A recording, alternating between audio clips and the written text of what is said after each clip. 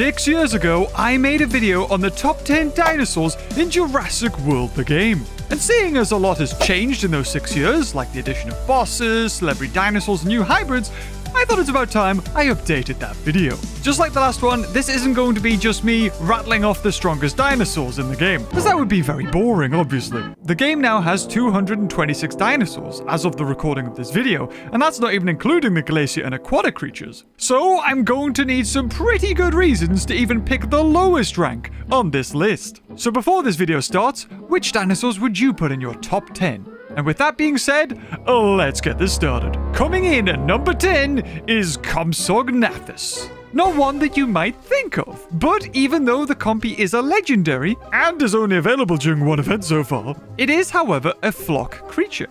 This means that if it's used at the start of a battle, there is no way that it's going to be taken out until turn 3, which gives you plenty of time to save up reserves for something bigger to come in and sweep their team. If this was available in the DNA store or any other market, then this dinosaur would be ranked much higher. But as it is, yeah, it's kind of just an obscure pick. But as of right now, there's no way to actually get more of these guys, so that's a bit unfortunate. Number 9 is the Alangosaurus. Not one of the strongest of hybrids, but its usefulness comes in other shapes. There are usually events in the game that ask you to only use commons or common hybrids. And if you have a few of these guys, you can breeze through this event and bag yourself a free pack of food, VIP points from opening the pack, and get you one step closer to unlocking the Clash of Titans event. Being a hybrid of Majungasaur and Alanqua, two creatures that are very easy to come by, you're basically guaranteed that you're going to be getting one of these guys for free by leveling up its parents. Number 8 is Pterodactylus, the first returning dinosaur in quotations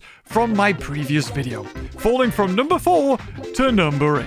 There isn't much more I can add to this that hasn't already been said in my previous video. It doesn't cost any DNA to get, only requiring the 10,000 VIP points to open a pack with a chance of getting it. There are so many VIP creatures in the game now, but Pterodactylus still stands out among the rest. Being the strongest VIP flyer and costing basically next to nothing, it's hard not to include this guy. At number 7, we have another VIP creature, the Mastodonsaurus. Arguably weaker than the Prestosuchus, at least according to the ranking in Jurassic World.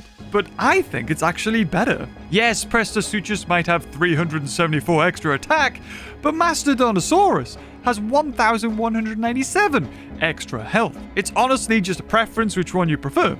Both cost no DNA, being obtainable from the same VIP pack, so opening the same pack might give you Presto or Masto. And it depends, it's up to you. So when it's this close, I think it comes down to the rule of cool. At level 40, Mastodonsaurus just has the nicer design. Who doesn't like a scary looking Hypnotoad? Dimetricanus comes in at number 6. Our first super hybrid. These are dinosaurs that are hybridized together from already existing hybrids. I'll explain it quickly as it's not going to be the last time you're going to hear it in this list. Super hybrids aren't made like your typical hybrids, where you just fuse two dinosaurs together to make a new one.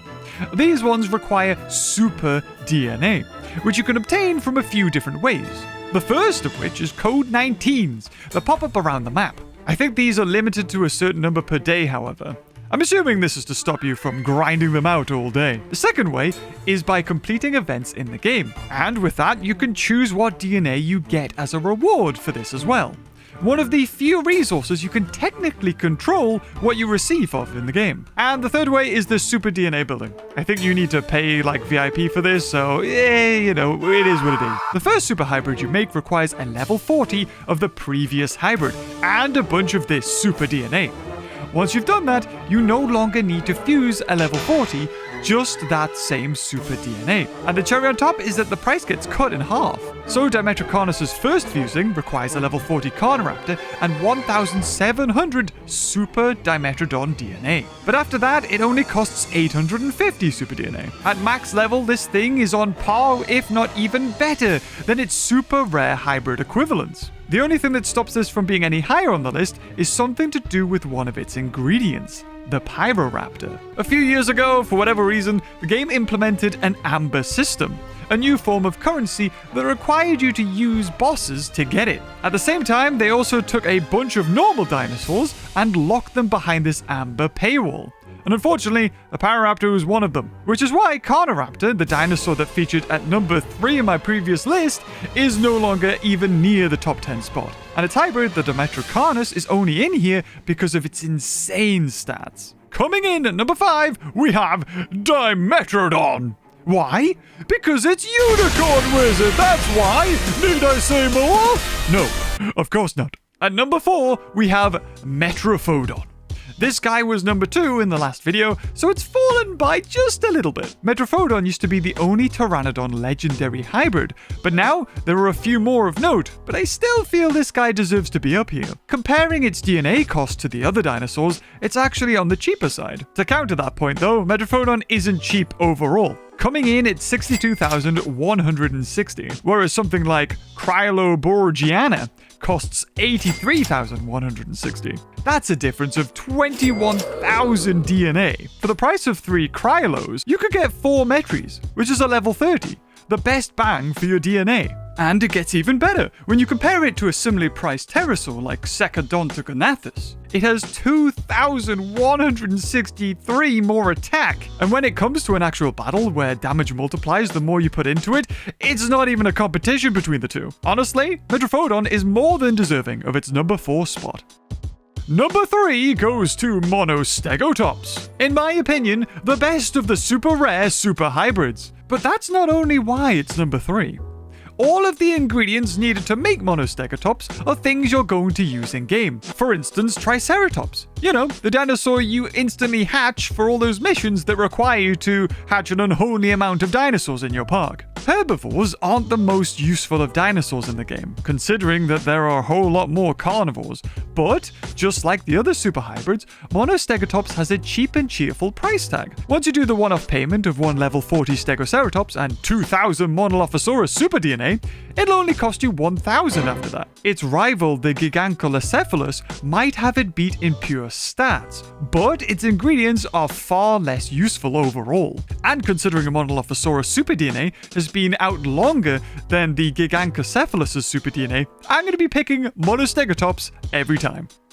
For my number 2 spot, I might put something in like Triceratops. You know, something you wouldn't expect. But if you've been watching my videos all these years, you'll already know what's going in here.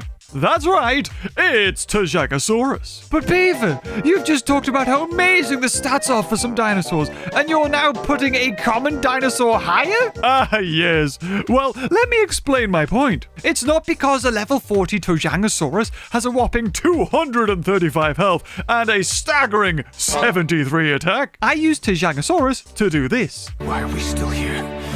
Just to suffer? I'm a guy that likes to streamline my time while playing this game, so the battles are over as quickly as possible. And Tyrannosaurus is the first dinosaur that appears on the battle roster when I click the weakest dinosaurs. So I put 1 or 2 into my team and sandwich them between a really good dinosaur. The opponent, knowing they can easily defeat it in 2 hits, does this every single time. This means that your stronger dinosaur that's going to come out next has a better chance of sweeping the entire enemy team with all the reserves you've just saved up. And if you have the mission to speed up dinosaurs for your daily missions or the big weekly or monthly missions, just enter a battle, quit, and then speed them up. Nice. And unironically, it's probably the dinosaur I use the most out of every dinosaur in this game. I'm not even joking. And out of all the dinosaurs in the game, 226 of them, the number 1 spot goes to Indoraptor. Indoraptor is the best dinosaur in Jurassic World the game by far. It has its own unique animations for attacking, eating, interactions. Yes, the requirements are a bit steep.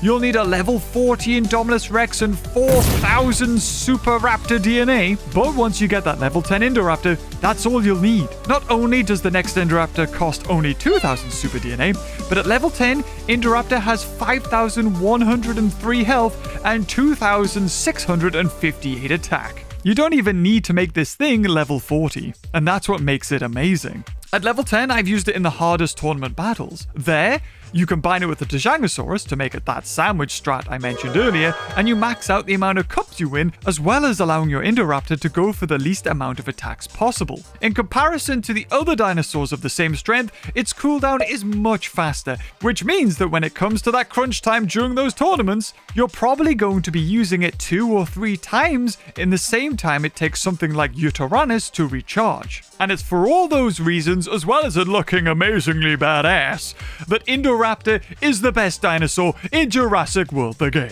So, here are the rankings compared to the last video I made 6 years ago. As you can see, a lot has changed. Only 2 or 3 dinosaurs have stayed up in the top 10. You might notice that I didn't include any of the bosses or new celebrity dinosaurs in this list either.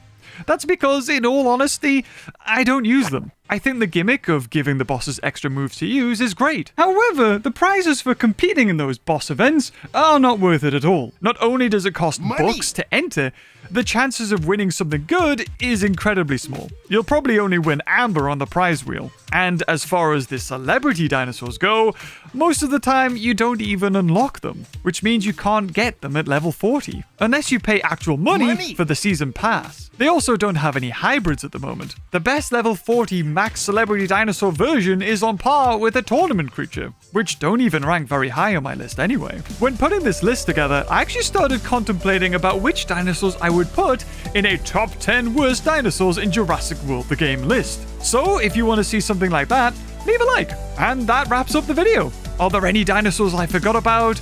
And what would your list look like? You can leave all of that in the comments down below. And until next time, maybe I'll see you guys in another 6 years. Oh, bye-bye.